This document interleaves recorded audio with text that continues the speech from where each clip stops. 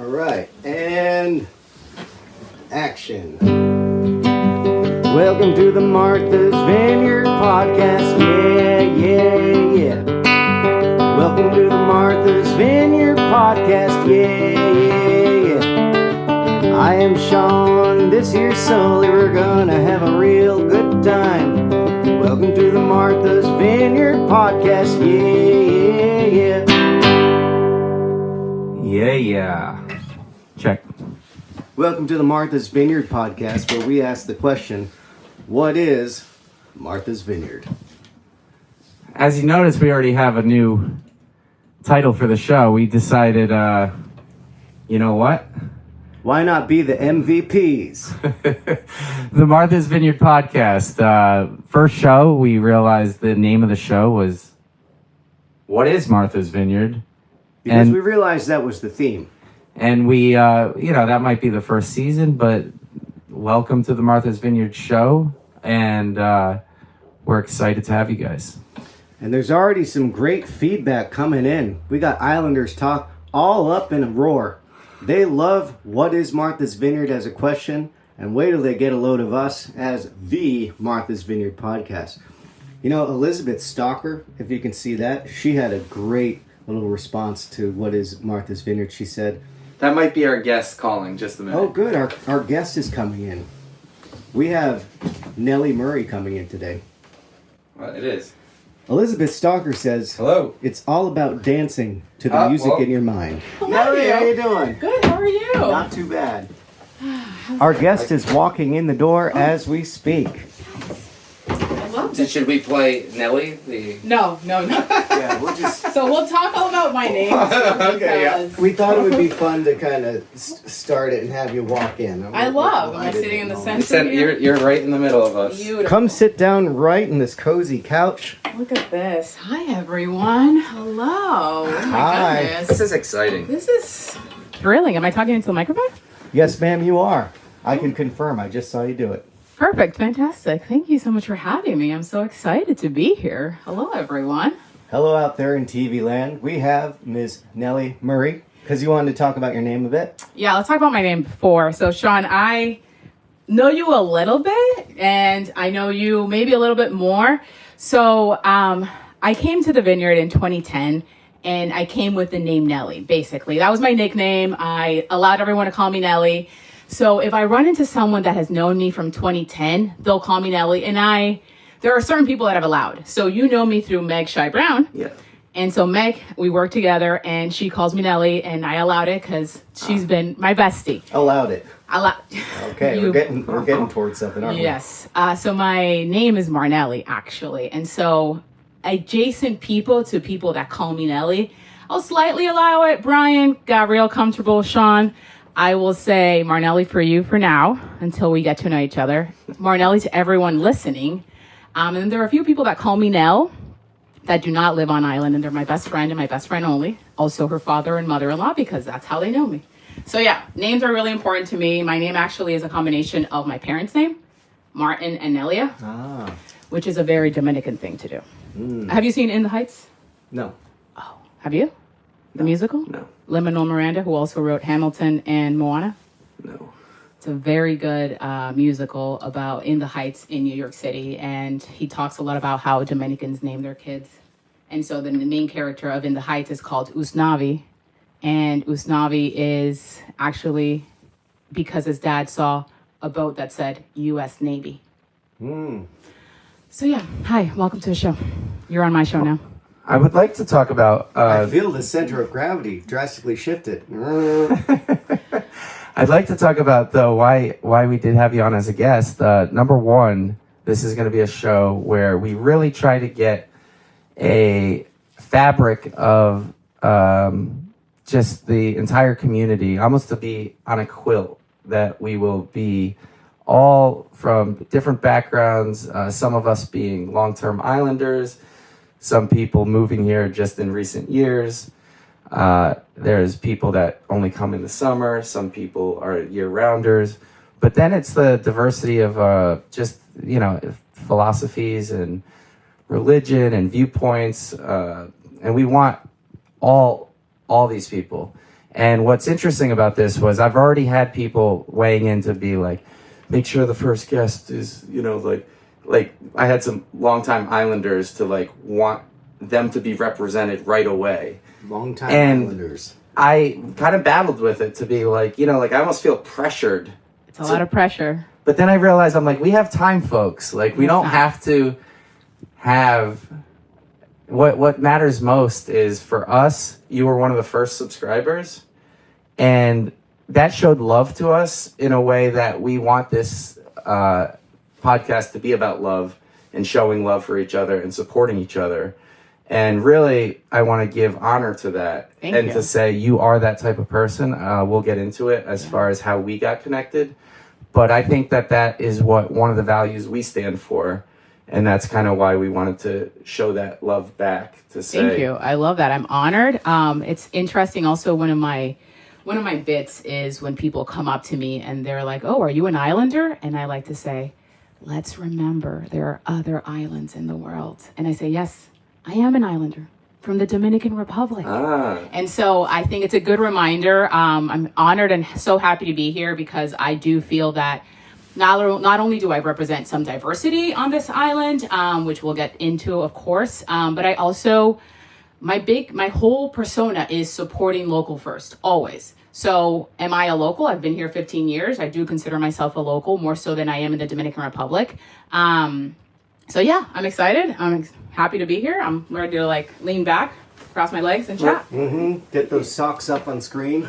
People love the socks. Let's start with a good story. The way that so should this podcast I should say Yeah, I think- Marnely. Yeah.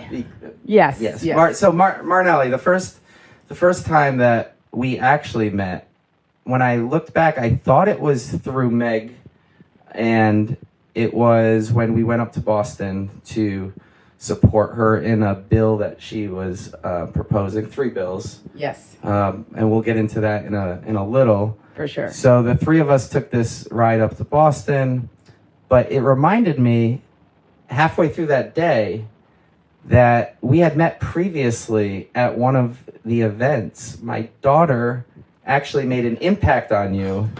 Yes, I forgot. And Yes. it was beautiful. It was actually the greatest compliment that anyone has ever given me about us as parents. It was the proudest moment for me. Oh my god. And I'm not going to share details other than basically... No, I'm going to share details because it's so important. I'm going to cry and it's not even 11 a.m. So as you can see, I think, obviously, I have a birthmark. And so I am at, I think, the Pumpkin Fest at Morning Glory Farm last year. Yes, this is and there's a lot of kids around. And honestly, I because I don't have kids, so I'm not really in the school system. I'm not around a lot of kids unless they're my friends' kids. And this little girl runs up to me and says, "Your birthmark is beautiful." And I had no words because normally when kids come up to me to talk to me about my birthmark, they're scared, they're shocked, they don't understand because it's not a normal thing to see a pink, red birthmark on someone's face. And so this was really the first and only time, and I'm 40 years old and I've had my birthmark since birth. Obviously, because it's called a birthmark. So it was the first time ever that someone had complimented it. And so I felt so good. And I'm like, I need to find this kid's parents. And so I watch her carefully where she's going. I'm like, she's bound to go to her mom or dad eventually. So she does. And she goes up to you. And I come up to Brian and I'm like, listen, I have to tell you, you did a great job with your kid because for a kid to naturally come out, I wasn't interacting with her at all. I wasn't painting her face. I wasn't in her bubble. So for her to go out of her way to like literally give me a compliment, an adult, a stranger, I was like, this kid, either the nurture or the nature of, and maybe probably both, really led her to believe that she was comfortable first giving someone a compliment, but also such a different kind of compliment that she's not used to. It's not like, oh, I love your sparkly shoes. Oh, I love your frilly dress. This was really out of left field. So thank you. I love... Yeah, isn't that so sweet? That's one of the sweetest things I've heard. I think, and I've had she's a sweet little interactions. lady. I've had interactions with your daughter too. I want to give a do, shout out to Eloise right now. Eloise. And you know, Eloise and Isla Yes, I love are it. the first 2 people to watch our playback of our first episode. Oh, I love. yes. And immediately they Got jazzed. loved it and were cracking up at the intro of us dancing. And then when the podcast began, they saw that they weren't on it, and they said, "Why aren't we on this?" And which made us realize at one point, the two of them are Islanders. They do represent this community. Mm-hmm. And my goal is that we will have a full episode with Isla and Eloise sitting here. And we will have a podcast dedicated to them because they do represent a part of this community. But right, that's right. Sometimes Washer Shores beget Islanders. And we'll have them on when they're just above face blurring age, I reckon. Sure, we'll talk about. We'll discuss children and social media when this happens. But I do want to say, though, it actually is a good segue into what our core values of this podcast is, and the thing that we really feel is needed in the world right now is unity and people coming and actually being able to speak freely. Obviously, though, with good intent. And that we, instead of debating each other, instead of arguing, fighting with each other, the goal of this, why we sitting on this relatively tiny couch, is that we are here to bring people together. And my daughter did that so naturally in a way that she does that often. She's really good at just going up, sharing her true thoughts, and she really means well, and she's not holding back. But when you do that, you will see, and if you receive things in the same way that the love is being given, we can get somewhere. I love that. Yeah. I'm excited. I feel that is I'm excited for this conversation. I'm excited for where this podcast will go. We'll have an offline conversation about the marketing and branding behind it, because I have a lot of things to say. Oh yeah, you're the brand mistress, aren't you? And I love to start things with, I know you didn't ask for my opinion, but I'm still going to give it to you. And if you know me, that's my MO. But it always comes from love and wanting to see people succeed.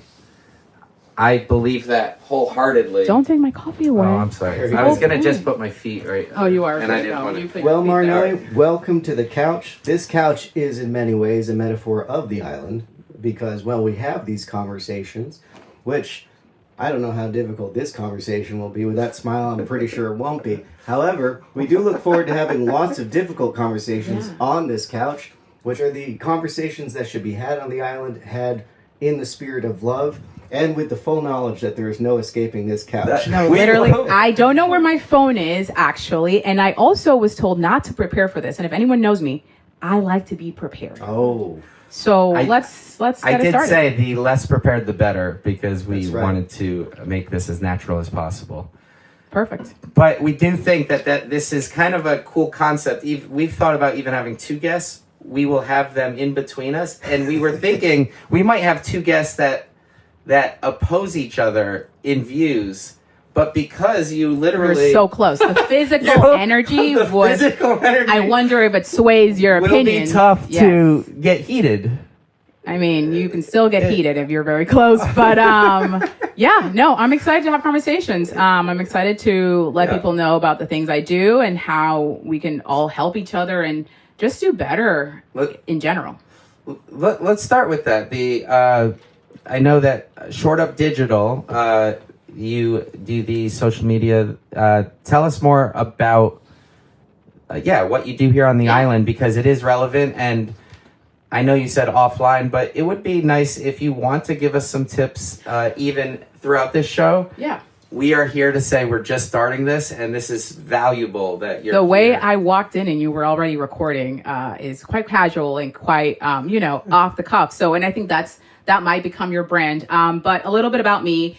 I have a business partner. Her name is Angela Prout, and we make up Short Up Digital. We also have a team of freelancers that work with us. But basically, we are a digital marketing agency on island and on the Cape that helps businesses basically shore up their own businesses. So we do social media management, we do websites, copywriting. A lot of the focus is on content creation and curation. So I do food photography. We make sure that the visuals look beautiful online. We make sure that we want your offline reputation to be the same online. So if you're a really great restaurant and the word of mouth of this restaurant is really good, but yet you don't have representation digitally, we create that digital footprint for you so that obviously we live in a seasonal community where people are researching before they come, right? So where do they research? their research on the internet. So making sure that your presence on the internet reflects really the work and values of your business. So we do a lot of that. We've been in business for 7 years, and it's great. We work full time. I used to be a pastry chef before this, and we can get into that as we talk about how I got to Short Up Digital. But yeah, we've been in business for 7 years. It's truly the work of my life. I truly love connecting with people. I love building community. I love introducing people that need to know each other. I love creating things that make sense. And I like organizing people so that they're honestly shored up. It's a great name. And I remember my business partner, we work very well together because she is she's very organized in a way and she gets things done, and so do I. But she was like, what do you think of the name Shored Up Digital? And I said, as long as I can pronounce it, I am good. Like, I'm not one to go back. There's a lot of people that hem and haw. And we can talk about how you came up with, like, what do you call it? What is Martha's Vineyard? Thank you for asking me, because right before you came on, we actually have already rebranded ourselves. Oh, great. My job is done. The rebrand. The rebrand. Here we are. We decided that is a great first episode name, possibly first season. Well, it's also a great SEO keyword because people are looking, what is Martha's Vineyard? Who owns Martha's Vineyard? What did we rebrand to? We are the MVP. The Martha's Vineyard podcast. Coming at you live from Martha's Vineyard. Yes. Love. Have we researched that no one else has this? No one else has it. Perfect. You've done the research in the last 2 minutes. Okay. We really fly by the seat of our pants here. So truly, that also is great for SEO because Martha's Vineyard podcast, they're very two generic things. I don't know how much of a trademark foothold you have because it is very general and not too specific. So you'll get there when you get there. We really didn't trademark until we were 3 years in. So you're good. Well, so I immediately have a question that ties into our theme of what is Martha's Vineyard. Because when we first posted about this podcast on Islanders Talk, one person expressed the sentiments of a handful of people perfectly, saying, oh, please God, no, not more publicity for the Vineyard. And so when you're talking about sharing Vineyard identities with the digital world, there's probably an eye to an audience, not just the general digital world. And also, clearly the people you're working with, the businesses, have a need to get their identity out there and share it because they want to generate publicity. So could you speak to who these businesses are and who they're trying to reach and why that's important to the Vineyard? Yes. So obviously, Martha's Vineyard is known around the world as a very luxurious destination for weddings, for food, for travel, for respite, right? The nostalgia of the Cape and Islands is very big. People have been coming here for centuries, right? So what we do is really showcase that in the most authentic, most organic way, right? There will always, and we come across this every day at times, where people, the audience, or much more likely the locals, will be like, we really don't need to be promoting Martha's Vineyard anymore because it's already so packed and the triangle is so busy and Five Corners is insane. So why are we trying to get more publicity? Well, we're trying to support these small businesses on island. So we're trying to get them to, obviously be successful. But at the same time, we're trying to build brands that will sustain, that will be here for a time to come, right? So I think that it has to be a balance. It also is funny because people will instantly think that you post one thing online and 100,000 people will come. That does not, I wish. I mean, first of all, I would be out of a job because that's so easy to do, right? But at the same time, it doesn't. It's a slow drip. And this, you're going to be the perfect example because people expect things. It's so funny. People expect to launch things and instantly be very, very popular, be very, very successful. And obviously social media lends itself to make people believe that because everything looks so easy. Oh, Short Up Digital has over 45 clients. That must, okay, well, it's taken us not only the 7 years we've been in business, but both of us also have backgrounds in this community where we've been building these relationships for years, right? So it definitely is something that people need to understand that it's not easy. And again, like I say, you'll be a testament because first, your consistency, are you committed to being very consistent online and social? What is your foreseeable execution of a podcast? Are you going to be a weekly podcast, a monthly podcast? What does that look like? Right now, we're shooting for weekly.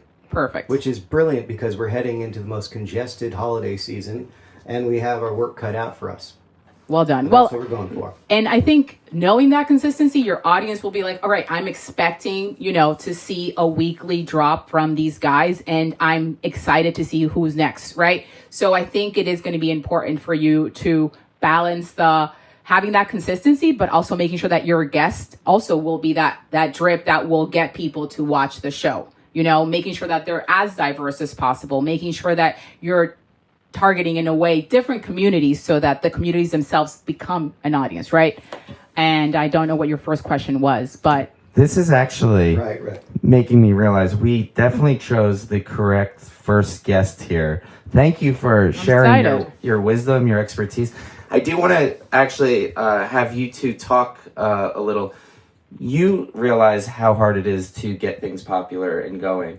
Seán has been going, and I feel creating brands and your content has been music primarily, but you've done other content creation. But you realize how much effort you put in daily.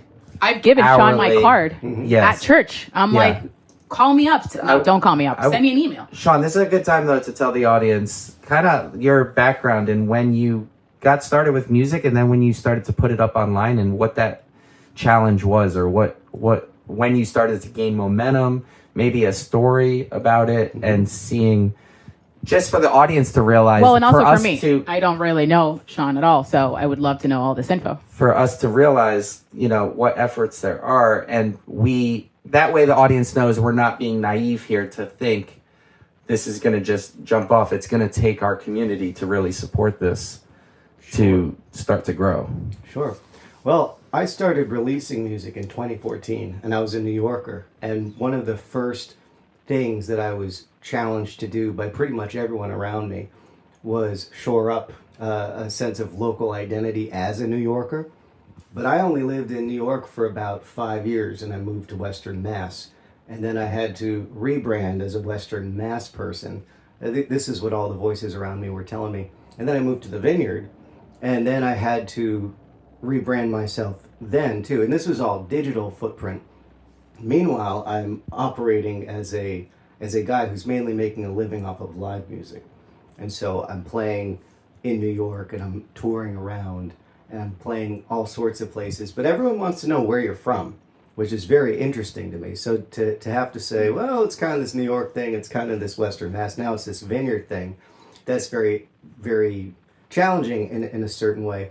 And on top of that, when you're on the Vineyard, in order to market yourself, there does seem to be a certain sort of typecast you might need to fit into in order to get certain work on the Vineyard, whether it's private events or whether it's wedding stuff. And so having to juggle that as a man who wants things to be as simple as possible, right? So in real life, you're just one guy, you're just one person. And so you're juggling all of these different seeming identities. And you have to somehow either keep it all together, which is what I was going for, or you could try to break it off into, here's the wedding service, here's this, here's that, here's all this. And I chose the former path, and I've been working with all sorts of permutations of digital promotion for years, and watched the waves come and go, and the waves break, and then different things that worked before change when the technology changes. So I'm sure you're very up to date on all that stuff, and you've watched all those trends as well. I have so many things to say on that wave that you've been riding. I think that you are on the correct wave in terms of a lot of people will come to me and say, let's say they're a restaurant owner, but they also figure skate, for example. Oh, I think I should have another Instagram account, and I need to open another Facebook page for my figure skating because I want to make sure to keep them separately because, different people want different things. And I don't know if the people that follow my restaurant want to see my figure skating. And then I also am a mom. And so I want to make sure that take a breath. You're one human being, right? That's right. And you are allowed to have a diverse variety of interests and things and hobbies. And so you need to figure, and I am the best example for that. I have one Instagram account for my my person, this is me. I do have one for my business, which is separate. So we're going to talk about how do you separate your business if you actually have a service, right? So if your business is marketing and you have a brand, Angela and I both have our own personal accounts that we came with. We joined forces. We have a Short Up Digital Instagram account, Facebook page. For you, if you were like consulting 101 right now, I would build your persona as who you are. You're a musician that wants to get live music events, right? So I wouldn't, and what is your, like, you're trying to diversify it in a way that it's too much. So, and also a reminder that not everyone is a marketing professional. So you're not going to be good at keeping up with 3 Instagram accounts. Please don't. How many Instagram accounts do you have right now? One for myself, and then I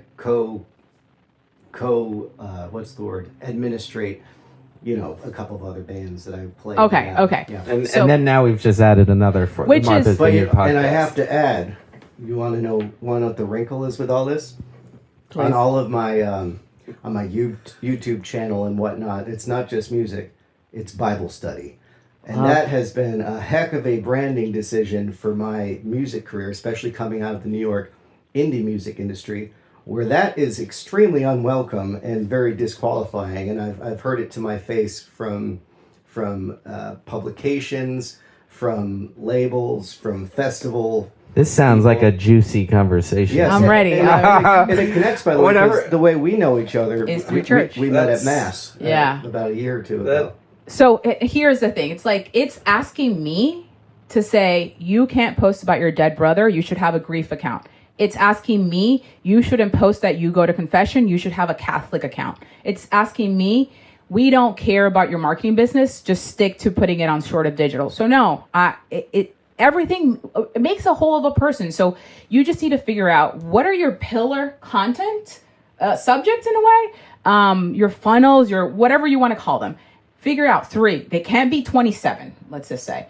And those 3 people will follow. Of course, there are people that say, I don't think you should be posting about going to Mass every Sunday because you're going to alienate the people that aren't Catholic. Okay.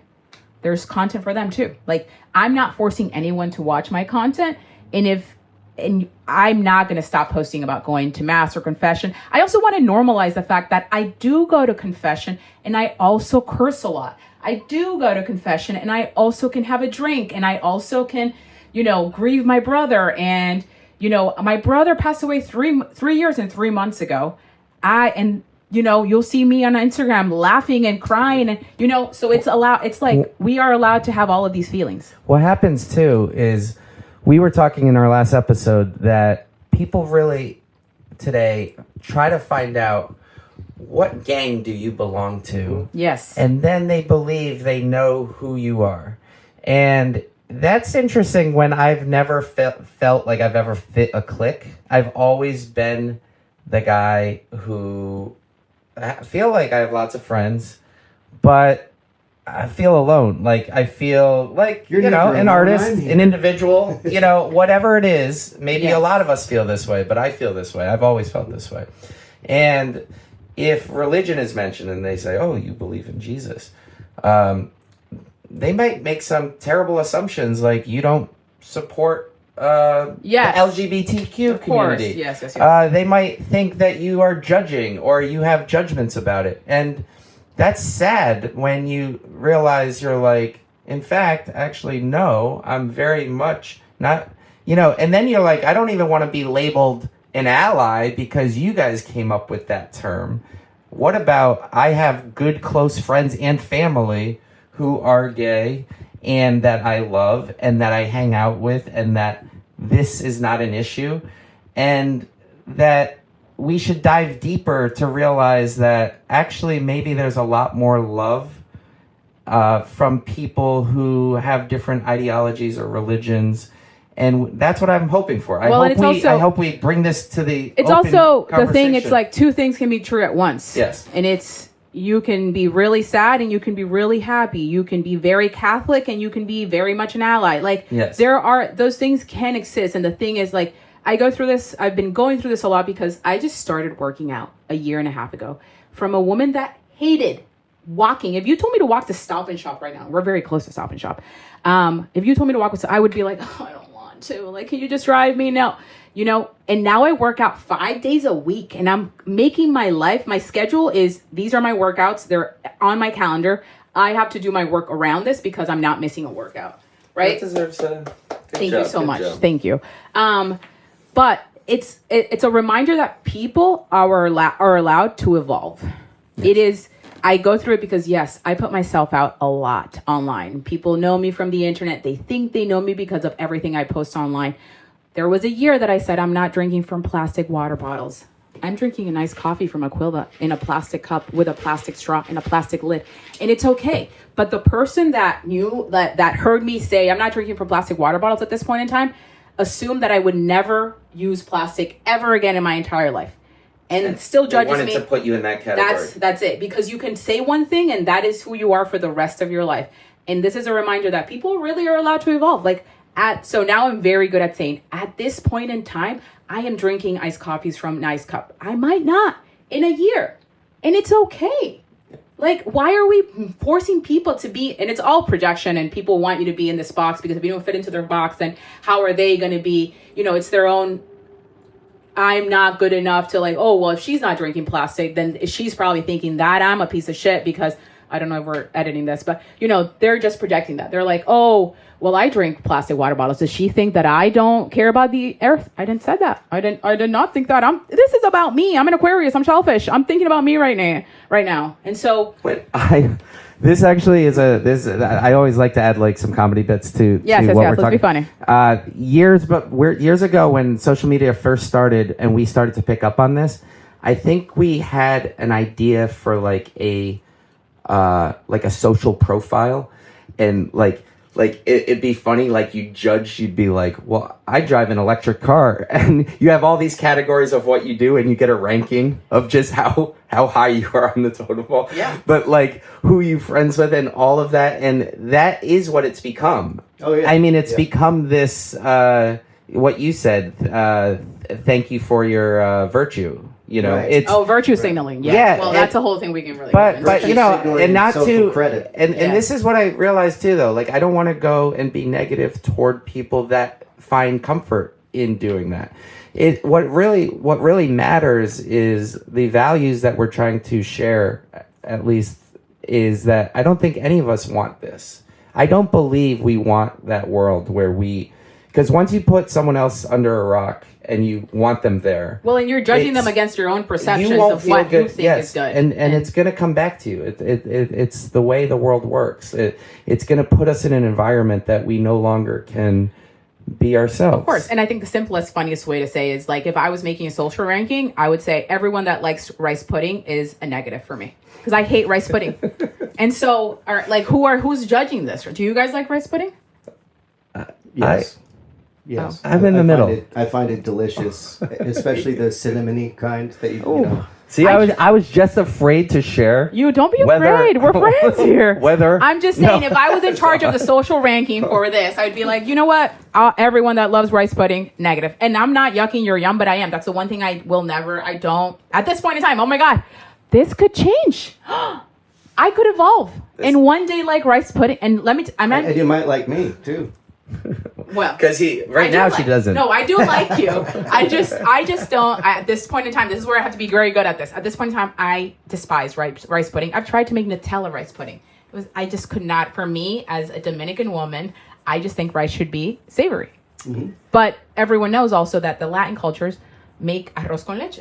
And that is rice pudding, and it's quite delicious. I know, and I love rice. I love risotto. You may be a fool today, but you might learn tomorrow. I think I think part of this, and I can share that my love has grown since being a parent. The thing you learn as a parent is patience, and what it is you have to be patient with people. You with yourself. You have to be patient with yourself, and you have to allow more room when people share something. If it triggers you or you feel like right away you don't like that, it's having that patience. And that's what you do with children. There's constantly things that they're doing every moment that you could just correct every single behavior. Just to say, I don't know if you know, but I don't have kids. I chose to not have kids. I'm married, and the kid life to me is so interesting that people choose this life. I mean, most of the people choose to have these children, and it looks like a lot of work. It's crazy. Do you have kids? Oh yeah, you have Isla. Okay, so it's just like I find it so interesting. So I'm also one of my other very on brand things is I am child free by choice. And when people talk to me and they're like, we're thinking about having kids, and I'm like, let me try to convince you otherwise, because I think that society glorifies and romanticizes having children. And actually, that's a great point, and that goes to what we're saying too. Is because before I had Eloise, I was someone who said, if I have kids, I do. If I don't, I don't. I didn't think it would. My mom was like, just wait until you do, right? And now, but I have to speak honestly that it has actually been everything people have said. And I love that for you. But what's interesting is at the same time, this does not mean that all of a sudden I'm judging all the people who don't have kids, or that I want everyone to experience this. A lot of people jump to that as their next thing to say you must do this in order to, but it's just my experience. It's just what I've chosen. It's just what's happened to me. It's what God blessed me with, and now I'm going with it. If I didn't, I'd probably be cherishing my life in a different way. Yes. And I'd be finding things to find value and love in my life, and I'd be talking about that. And I think that that's good. And I think also, again, being put in a box, and it's like whoever's watching, it's like, wait, but she said she's Catholic and she chose not to have children. Isn't that a sin? Yeah, it is. And I confessed it, and God forgave me, and I moved on. And I think that, again, that's being able to evolve and being able to accept that you're a flawed human, and that is the life I lead. This leads me to want to ask the question, where do these boxes come from?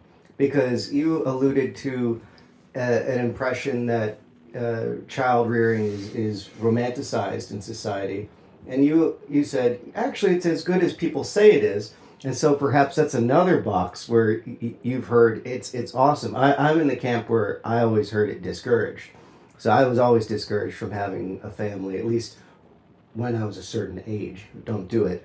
And I always had the question, when will I do it? Especially once I turned 30. So and that's a box for itself, especially when I turned 30. Right. Because people assume, just wait until for me, it was wait until you're 30, or wait until you get married and meet him. There are these boxes that people want to fill, but there was never a point where... Whence cometh these boxes? They're really binary choices that we're being given. And, Democrat, Republican, which one do you belong? People realize that when binary choices occur and you start to say which one's better, inhaling or exhaling, we lose the point that actually it's a polarity that you need yes and it's important for an organism to survive and thrive to be able to do both in a natural way. And that's where we get lost. We believe and we are told that one is the only way, and we try to convince each other which one is needed. And what we're losing sight of is they're both needed, obviously, because that's what has occurred. I don't want to go into that, but there's a whole theory on, you could just, Google or ChatGPT about polarity management and polarity thinking, but it's actually pretty fascinating stuff. I would advise people Have you downloaded Truthfully? No. So Truthfully is, have you heard of it? No. It's like AI for Catholics. Oh, Lord. Okay. Yeah, so the answers are very held to what the Catholic Church believes. So it's just a way for people that are interested or are Catholic to, what do I do if I don't want to have kids? And the church, what does the church say? It's so funny because I'm not going to get into the whole religion thing, but I'm in this this Facebook group called Ask a Catholic Priest. Oh, yes. I'm familiar with that one. And only Catholic priests can reply to the questions. And because there are certain rules, and people are like, well, I just saw the funniest one, and then I won't segue anymore. I found a stray dog and she's pregnant, but we're going to abort her babies because she can't have these babies or whatever. Is that a sin? And the priests are like, no, it's an animal. Like, let's be realistic here. Like, the Catholics have a lot of questions. Mm-hmm. I do. But we talked about AI, ChatGPT. Truthfully is another app for, like, religious context. But we won't get into AI.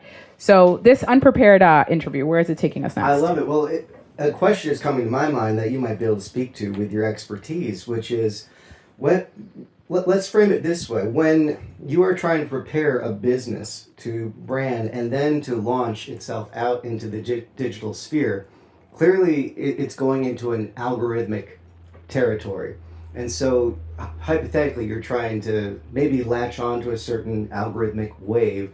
And this sort of dovetails with what we're talking about, I think, because there are these boxes, and algorithms are not necessarily, at least now, not necessarily as flexible as humans. So, one algorithm might presume an unchanging human state, saying, okay, here is the Catholic trad wife algorithm. And then someone's piece of content, or single piece of content, might fit into that for a hot minute. Then you go visit the feed, and it turns out, oh, this person is in flux. Their views are changing. So I always wonder how much of that is a feedback loop that influences us to think algorithmically, right? So when there is a confirmation bias. Exactly. When there's a political divide and then things can go into one little algorithmic stream, and then you read that and you say, yay, I'm a part of that, right? Then you perceive yourself as being part of something, but it's digital. And I don't know how much that connects with reality, but you bring it into reality. I think it does at the end of the day. It does connect because the algorithms are very smart.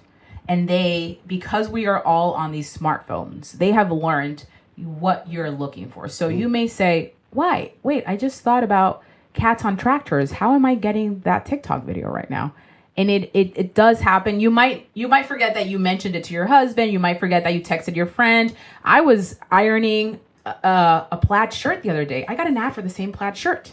And I'm like, which of my devices saw this plaid shirt in my sphere, right? So I think what you're talking about in terms of like, where do you fit into the algorithm? And when you put content out there, where does it fit in? That one piece of content does not fit in anywhere. It has to be a compilation of pieces of content that then will be fed into the correct person's feed, correct? So the algorithm is taking a lot, and if I ever tried to, I couldn't even try to explain that. I have a video that's going viral, and it's the unwrapping of a chocolate orange on Morning Glory Farms Instagram account. And they were like, how did that happen? I'm like, I wish I knew. I really don't. Thank you for sharing, too. The feedback we got from the first episode, feel free to share at your will as many names and businesses. People actually appreciate hearing. The other day, I said that I sounded like Tony Hitchcliffe, the guy from Kill Tony. And my buddy Frankie, shout out, was like, I was the one who said that. And I started to realize, I'm like, I'm going to just start saying names, saying places, because that is why people are listening. They're going to enjoy. I'm in marketing, so I'm also smart about hearing their names or places they go. And I want us to encourage. I think, and again, it all becomes that quilt. Yes. Like, I cannot go 30 minutes without mentioning a local business because it is very much a part of my life. I love the metaphor of we're not a soup or a salad, because we individually stay ourselves but become a part of this delicious dish that becomes really good when we are all in it together. Like if you're having a salad and you're just having the lettuce and there's no bacon bit or goat cheese or sweet potato, then it's not going to be as delicious. But if you see community in that way, which I really like, obviously food analogies because I'm also a chef. When you see community as that, as a whole, again, the whole saying of a rising tide lifts all boats. And that's the piece is like, what we try to do at Short Up Digital too is like, because we have a lot of clients, this is one of the perks of being a client of Short Up is we have our hands in a lot of pots. So people seemingly are working in silos, but we're always at every moment in time, we're trying to connect them. We're like this neural pathway of, oh, we can connect this company with this company and they want to do this. And, oh, let's make sure to include this nonprofit. And, oh, by the way, did you know that so-and-so is doing this? So we're putting these, like, you know, that meme of him on the board with the yarn, pieces of yarn, trying to connect all the dots. I think that's really the biggest benefit. We're kick ass and we are really good at our jobs, but the biggest benefit is that web that we have.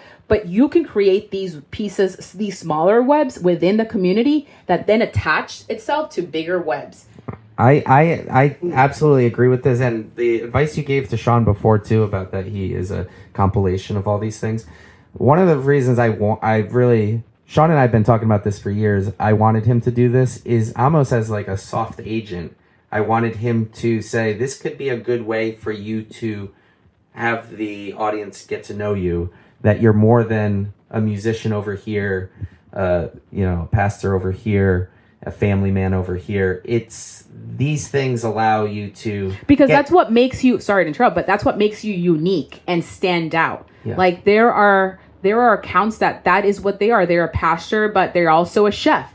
Don't separate them. What makes you unique is that you do both. And I was thinking when you guys shared the connection there that you guys met at Mass, Yep. was it? Mm-hmm.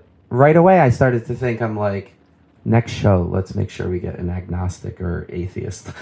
No, but it's like because how quickly, imagine if we did 2 shows. Back-to-back Catholic? Back-to-back Christian people. No. How dare you? No, but this is real. But of course, because you how have to... quickly people are ready to be They'll like, be out there at 5 corners. This is a Christian podcast that promotes these values and this is what it stands for. And I think it's so important to say up front, I'm very aware and very purposeful and intentional about this to make sure that we are going to have a diverse welcome of here. course, and I'll be the first one to like ask you who's your next guest. Like I will be of course you want diversity. I'm in meetings, I'm in calls all days, not all days actually. I only take calls and meetings on Tuesdays, if you know. Where if someone says, "Oh, we're going to put a panel together and these are the speakers," I said, "Hi, hello, we noticed all the speakers are white men. Let's fix it. Oh, we have Laura's coming in. Oh, all white women." And okay, well then that's there. If you have a panel that is representing the island, Martha's Vineyard, you need a panel that is diverse, not only in gender, but in race, in abilities, in languages. And so, yes, I will follow up and be like, "Who's your next guest?" Run it by me because you need to make sure that it's diverse. And it's hard to be the squeaky wheel. It's interesting because I think there was a Jerry Seinfeld. He was getting interviewed about the Comedians with Cars. It's a comedy show he had. And an interviewer was basically saying his first 3 guests were maybe male. Yeah. Or they were white or whatever it was. And his response to that was like, basically dismissed it to be like, yeah, let's talk about this. This sounds interesting. But he was doing it in a comical way to say, I find funny people. But it is a combination of the two. You do have to at least be aware and at the same time be authentic. Yes, that you're not just searching for token people, of exactly. course. And which is so important and it's real. To be aware of these things. Of course, I'll be the first person to open any local publication, and I will be like looking for diversity, and I'm like, this is a magazine on Martha's Vineyard, right? And I find no diversity other than the ad for the landscaping company, and I'm like, and it's paid for, so it's like I really, and I'll text Angela, and I'll be like, hey, am I overreacting that this is not doesn't showcase the island? She's like, no, you're not. Once again, obviously, I know you're right.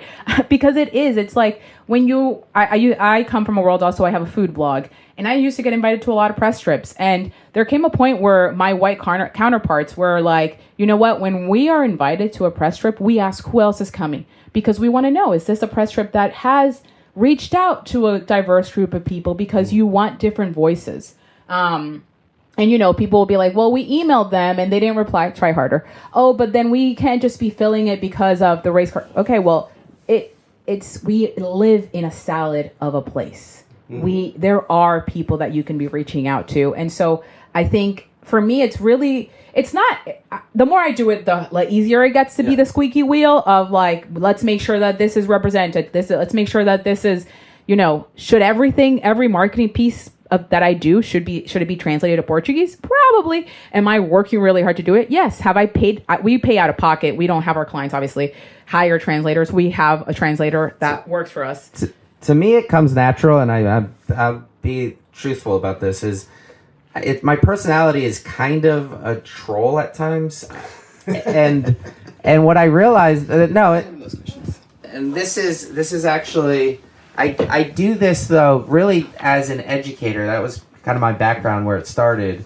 I'm a lifelong student and a lifelong teacher. And what I'm doing really, though, is if I hear someone too strongly believing something, even if I agree with them, for some reason, I always bring up the opposing side as a thought process, as an exercise. Devil's advocate. I do it, and I'm not doing it to frustrate or stress someone out. I'm doing it as an opportunity for us to challenge and reflect and think.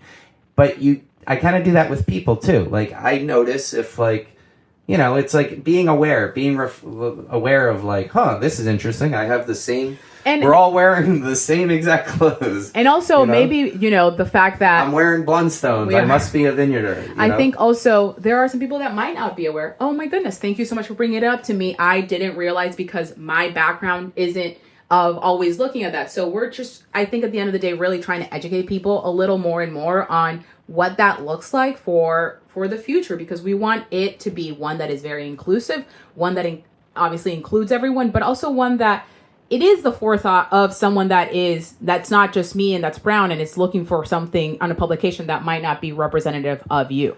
I think this is a great first guest. Thank you, Marnely, for sharing all this too and having this conversation, because Seán, we've gotten some pointers to say we were a little too referential with some things, but I think in these first episodes, it's like we're goal setting here. We're setting up and we're learning. We're being honest to say, this is great. We're here to ask you guys, what could we be doing different? Who should we be having on? We're not here to say, we know what we're doing. This is what we're doing. We don't want to hear anyone else's opinion. I will say you have to have a balance of how much you're getting from the community and what you are setting yourself up for. So this is who we are. You are allowed to say. Yep. This is what we know. You are allowed to say.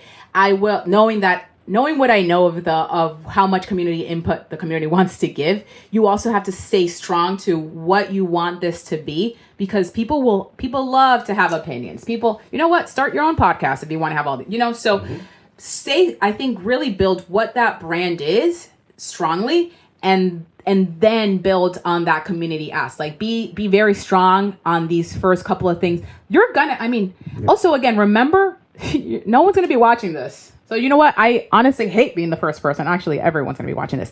But like, knowing that the first... Okay, one last thing. And, and it might not be the last thing. It's the example of one of the things I don't know if you know, but I don't drive. I don't know how to drive. Yes. I'm 40 years old and I have no desire at this point. Oh my goodness. You imagine if I drive next year? That'd be wild. And I remind people, I get in your car right now, I could never drive myself home right now. Even if there's no cars on the street, I have no idea what the brake and the gas is. Like, I don't know which side is which side. So a reminder, you don't know how to podcast. And so do not expect things to come so easily. I just had a friend, she did her first voiceover. Shout out Annabelle at the Knob Knock It. And I was like, what is this? This is like not great. And she's like, oh, it's my first one. And I said, you're right. And honestly, never expect it to be the first one. It's going to be great. The first 20 are not going to be great. So be very comfortable. And that, I think, is that because we're on the screens and we're in public, people expect that first thing to be great. Like, you should see my workout videos that I did record me huffing and puffing a year and a half ago on the Stairmaster. Seán, can we improv a little song here? The Not So Great Martha's Vineyard podcast. Are you kidding me? Let's get right to it. All right. This is part of our, music content. Here we go. Seán gets to bring... Oh, he has a guitar. Where did you find that? Listen, everybody, there's a little thing I want to say. Is that this here podcast, it's not too great. No, we're not affected by anything like the swings of fate. We are subject to the whims of change, and right now this podcast's not great. For 20 episodes. Thank you very much. Oh my goodness. That was insane. You're so good. You do this. I do this. This is you. I'm a professional. Guys, the guitar, you know that guy that always pulls out a guitar in like the fire Let me sing at you, baby. Yeah. So can you agree? I want this to be more of the show. Yes. There needs to be, and we have another guy, Ted, who will be joining as a third. There will be a lot of this. They've been doing this two boy shtick, and they They've been doing it for years. We've become very good rappers by Wow. our standards. Yeah, The so improv is crazy. It's important. But here's the thing. I am wowed because that's the first time I've seen this. And I'm like, oh my goodness, he just did this out of nowhere. This guy has how many years of experience that I've not seen? 20, 25. I don't know how old you are. But like this is the thing. This You is saw the Nor should talent. you. No, this is the example is I only saw this and I'm like, oh my goodness, why can't I improv? Like, Marnely, you haven't done this for 20 years. How would you ever be able to improv and pull out a guitar like that? So I think that's, again, the reminder. You're not going to be as good as Sean improving like this because Sean has 20 years of experience. So let us be really bad first. Yes, absolutely. This is... Never be afraid to fail. That's the important first step. And also, if you're going to be afraid of failure, then you're never going to take the first step.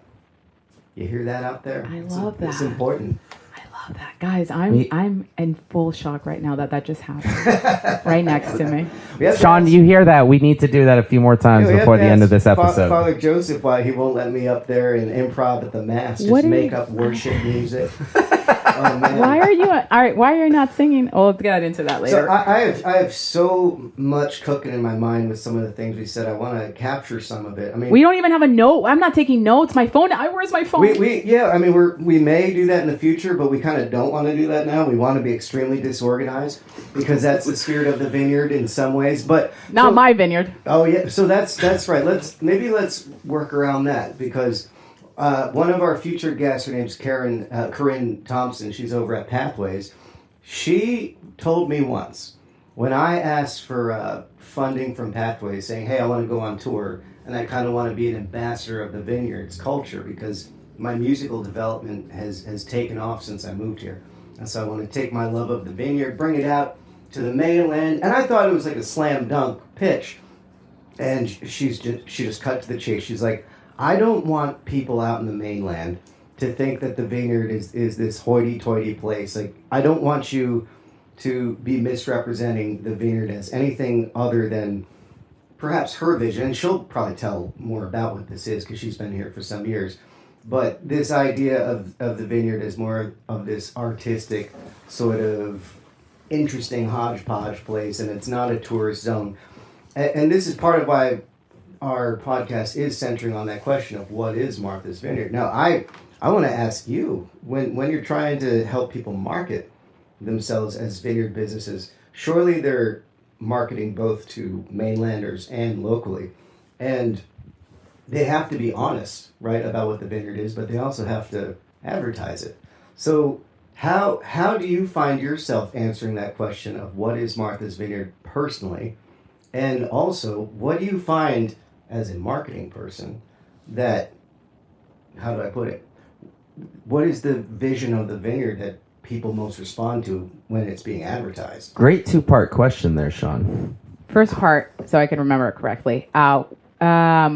What do I think Martha's Vineyard is? And I think that, in my opinion, at this point in time, I think that the Vineyard is whatever people make of it. So as someone that is actively 90, 80% marketing to off-island travelers that are trying to make a decision of where to go when they're choosing between the Cape and Nantucket and the Vineyard, I am trying to market the Vineyard in a different segments of there is a vineyard for families, there is a vineyard for romantic travelers, there is a vineyard for people that come with their dogs. So basically, there is a vineyard for everyone. I just came up with that.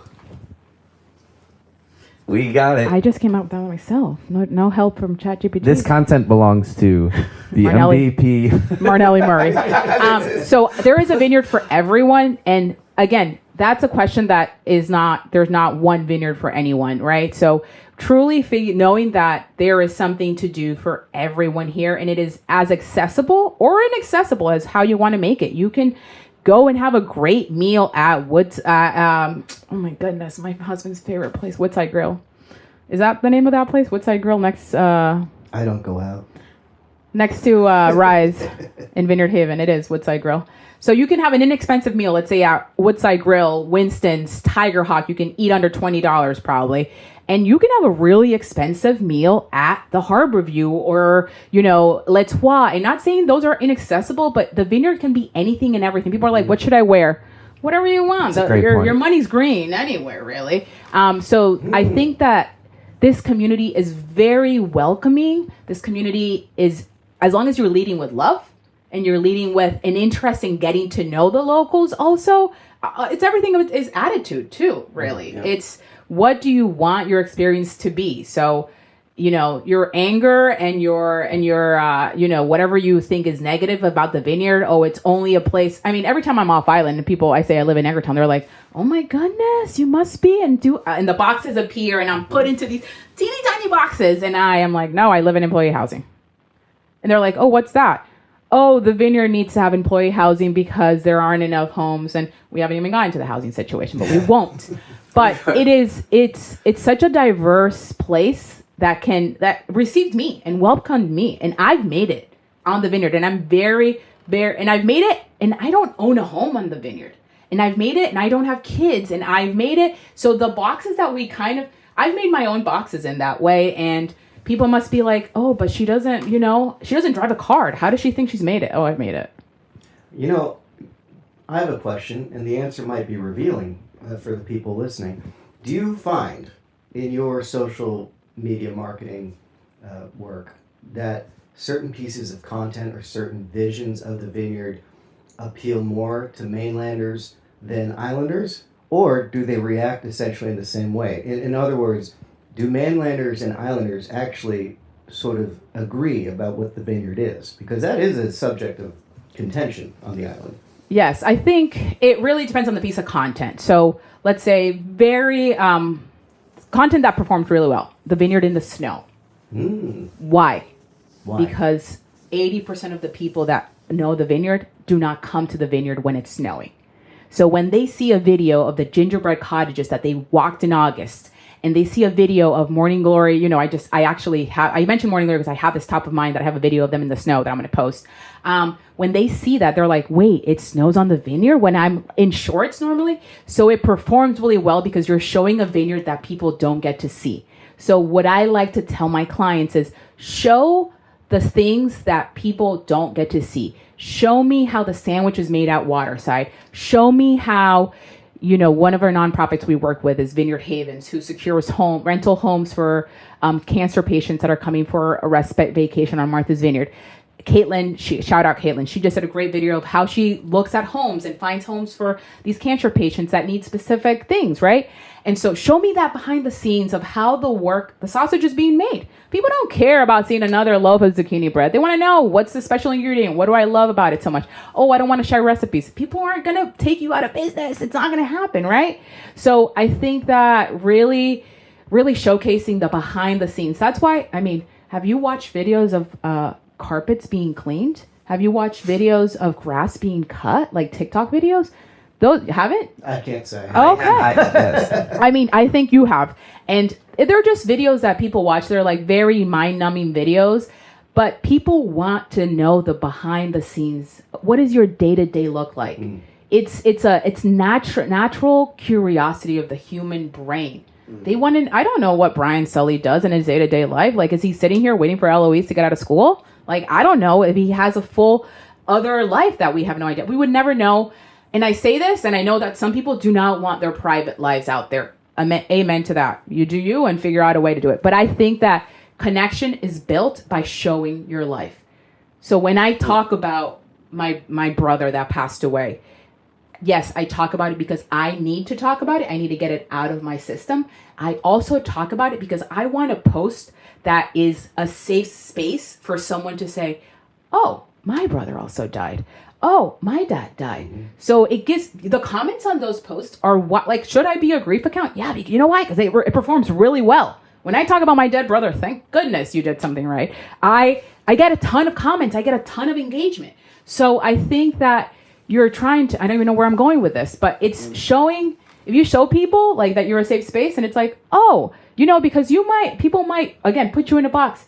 oh, he has a beard and he seems scary. I don't know. They might not want to approach you because that is their perception of someone with long hair, a man with long hair, you know? So I think that showing people that you also garden, I think it shows that humanity. And at the end of the day, people want connection. How do you connect? I say this, the thing about me not driving, you know how close I get and how many relationships I build because people give me rides? A ton. Because it's that extra 10 minutes that they're driving me to my house and I'm talking to them and I'm asking them questions and they're, you know, I'm wondering how they're listening to music and talking to me and driving at the same time because I have no idea how they drive. So I think remembering that at the core of our human nature, we are made to connect, to live in community, and to just, it sounds so corny, but to love people. Mm-hmm. I do want Preach, to sister. take this moment not to move away. You mentioned We're also at an hour and, exactly an hour. you mentioned your brother, and I do want to give some more space for that because it's also the way that we essentially, besides Eloise connecting us that day, we truly bonded and connected when we went up to Boston. Now, you were just with Meg, your friend, and my friend, and I wanted to know, did she give permission to at least plug, to talk about the EpiPen?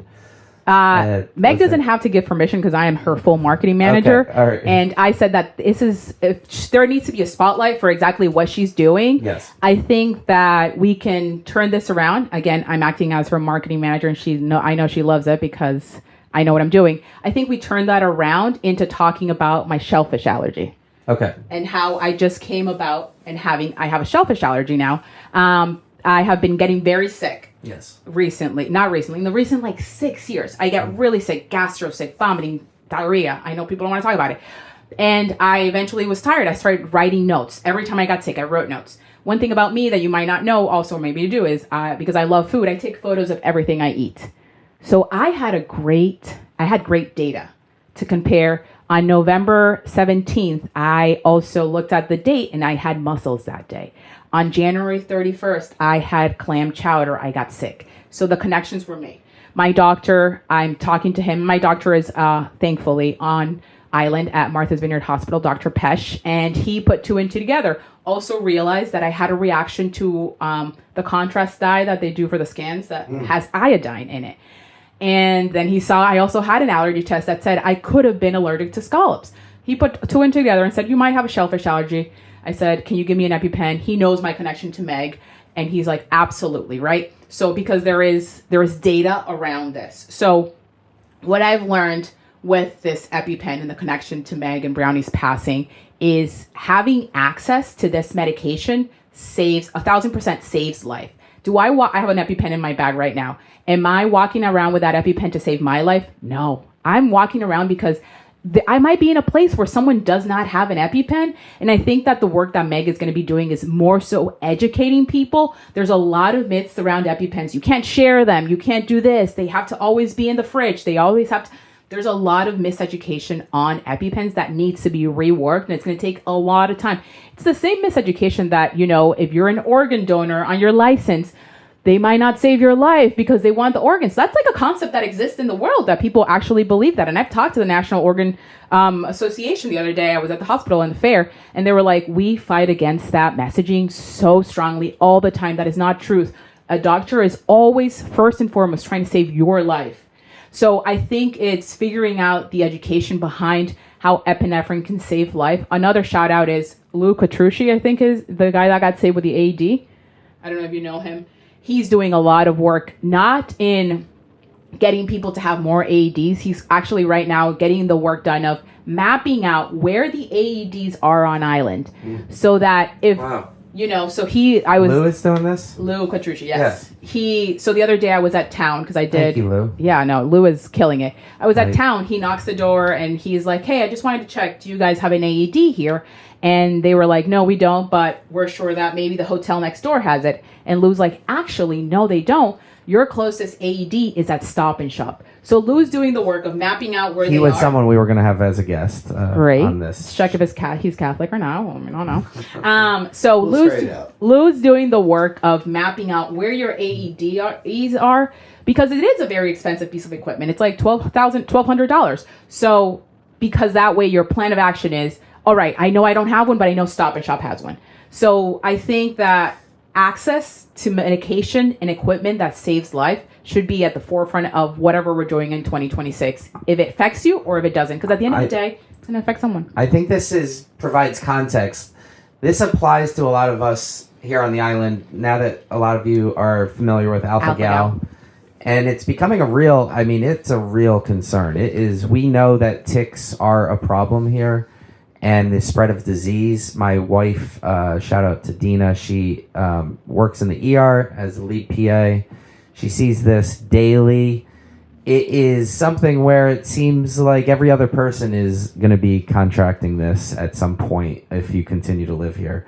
And that's not a fear-driven thing. The numbers are shocking, and how fast this kind of epidemic is growing, how many people are getting this alpha-gal, and it can lead to having these anaphylaxis and reactions. Yeah. And it's interesting you mentioned that also, because you would not think how that fits into marketing, but as we're doing our work and this summer, I'm like, hey, we need marketing to the tourists to alert them of Lyme disease, because these people are coming from places that don't have ticks, from places that they have no idea what Lyme disease is.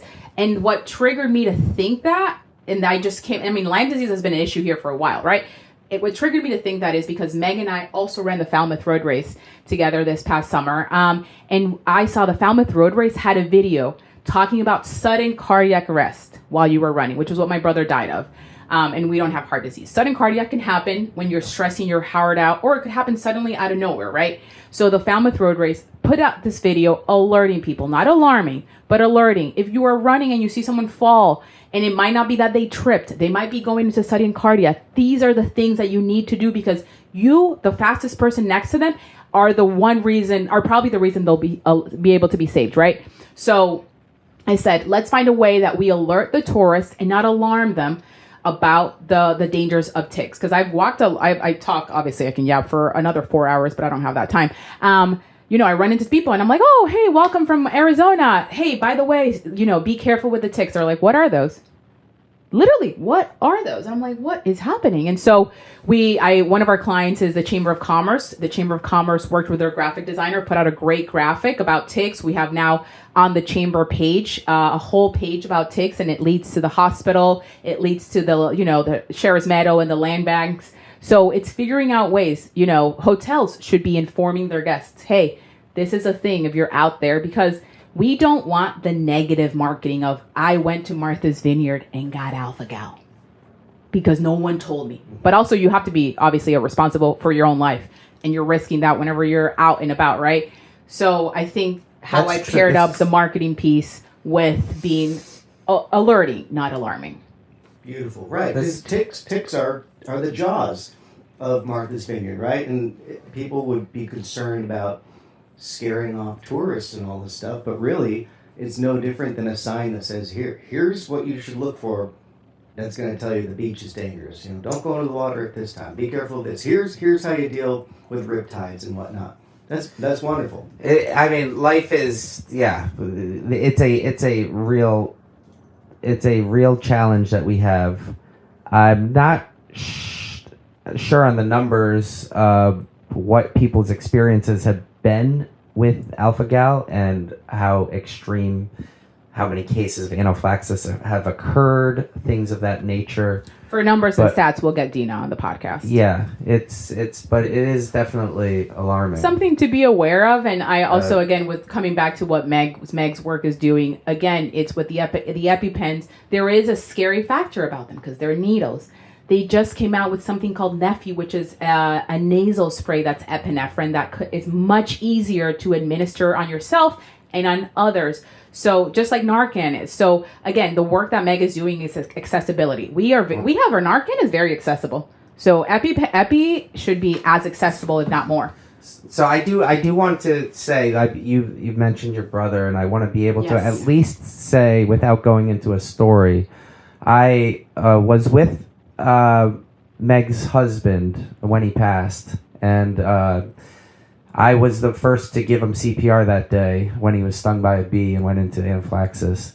When I tell the story, I would, of course, not be able to tell this, but you've given me strength in mentioning your brother and being able to just give context to say I did go to the State House to give my testimony alongside Meg, and it was powerful as far as it looks like there are 3 different bills that will be hopefully in the works of having epinephrine in our communities. And I would say that Lou actually saw that testimony at the State House and actually reached out to me to thank me and thank Meg. And I think we all have those stories, and I think that you going about, like, how you said you instantly went in also, because obviously you do have that access to your wife who has access to maybe, not everyone has a doctor in their home that can give them a prescription or something like that. I think that is the important, is just speaking about the things that are affecting you. And then I think about things that I've never encountered. I haven't had anyone in my, what happens when people go through cancer treatments. So we only care about things until they affect us in a way, which is because we can't really care about everything. We would go crazy, right? I think that, I never thought about cardiac arrest. So my brother was 35 years old, healthy, athletic, not worked out, but was an very active lifestyle. And he didn't smoke, didn't drink a ton. And he had sudden cardiac in his hotel room, died. A guy with 2 young kids. And the grief is something that really, I had never experienced it like this. And it was my little brother, and it changes you to your bones. Like it's crazy because I never understood how this was possible, but I felt my heart break. And I was like, but my heart isn't broken because I know it's an organ and there's no way it's broken, but I feel this deep, deep pain. And because my brother is a part of me, we were in my mother's stomach together. We had, whatever the science behind it of our cells being somehow the same. But I think it's that reminder of this happens to people. And I before it had happened, I moved around my life when people said, oh, I'm so sorry for your loss. I moved on with my life. I don't move on when someone tells me they lost someone around me. What am I doing for you? I'm making you meals, 1,000%. You're getting some chocolate cake. You're getting some food. You're getting some salad. You're getting some soup. You're getting nourishment because that is what I do. Maybe Seán will show up with a song to lift your spirits. Who knows? But I think that reminding people that it's going to happen to all of us is crazy.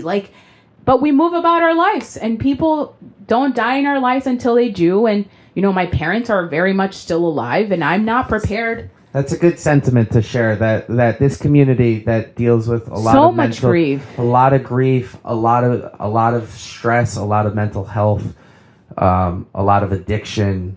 We need to look after each other and truly be there for each other. And I know that I know that about you, and that I'm honored, honestly, to have you sitting here, because that is characteristic of you to do that. As far as you spoke about how unexpected it was. It was similar, this happened at a golf tournament. I'm going to stop you right there as a marketing manager. I think that we might just be diving too deep into that story. Yeah. That we might want to keep for a separate story. Let's do that. See that's how marketing managers work. I'm like, listen, I haven't approved this brand message, so yeah, well, which is part of your story, of course, which I don't want to invalidate at all, because it does. But I want to make sure that we're all aligned. I just wanted to say, when you mentioned your brother, it just felt like, because you feel so helpless. It felt like at least honoring the names of I do believe those that we're connected through and to, and part of this is just at least mentioning that. But it was it shapes life you is to vulnerable. Your core. Yes. I have think to about be here it for each other. I think about it all the time, because Meg and I have become very close. Meg is who I go to the gym every day with. She drives me even though I'm not on the way, and I have these thoughts of, I would want instantly right now, I want to lose this friendship with Meg if you could bring back her husband. Instantly, I never want to see Meg again if you could just bring back her husband. I don't want this friendship, that was built on, we knew each other from before. We worked for 10 years together, right? But we weren't this close because we did not have this grief to connect us. And there have been moments, so many moments in the last 2 years that Brownie has passed, that I'm like, I remember that this relationship is mostly built on that grief. And I'm like, if anything I would do to get Meg out of my life and bring her husband back, And it's crazy. It's just, you have all these thoughts. And, you know, honestly, if you're going through grief, like, shout out to you, because it's truly one of the hardest things. I don't know anything harder to lose someone that is so close to your life in your day to day. And I think that our community has gone through a lot of young kids being lost, a lot of, you know, addiction, grief, a lot of that around. And I think that there's no way, I wish there was a way to prepare us, but I think speaking about it a lot, you know, shout out to hospice. I did 13 months of grief therapy absolutely for free every week because they have this program. So if you're going through grief, I would say reach out to hospice, sign up, see what the wait list is for, because there's so much grief that there is a wait list to talk to a therapist. I just realized the drawback of this couch. I'm laughing that when people are sharing such vulnerable stories, it's like I'm like, Oh, you like you know, like it's like you want to just talk? so yeah. Like I hope the audience you know. I will say, like, a podcast is weird. Like, this is new to me, and it's interesting to talk about things, and then to be like, hey, so yeah, and back to social media, you know, but that's the life. Yeah. End. Like, you know, you can talk about being a pastor and also, you know, pulling out a guitar. I think that is life. Like, I don't want to be a person that mentions her dead brother and then that's all we're going to talk about. No, move on. He's up there in heaven. God bless. Like, honestly, that's what everyone that's Catholic wants to be, you know, Christian, that you want to go to heaven. So there is a point in time where you're like, enough about my dead brother. Let's talk about me. Or how we wrap this up, because we're at an hour and 20 minutes and I got to go to work. And where will you be working today? I work out of my house. And so I work remote, and thankfully, so we didn't even get to the fact that I was used to be a chef and I worked, 5 a.m. to midnight. But so now I have this really cushy life where I work from my house. I take meetings only on Tuesdays because we really like to be productive to batch our meetings. So we put all of that effort into just scheduling meetings on Tuesdays.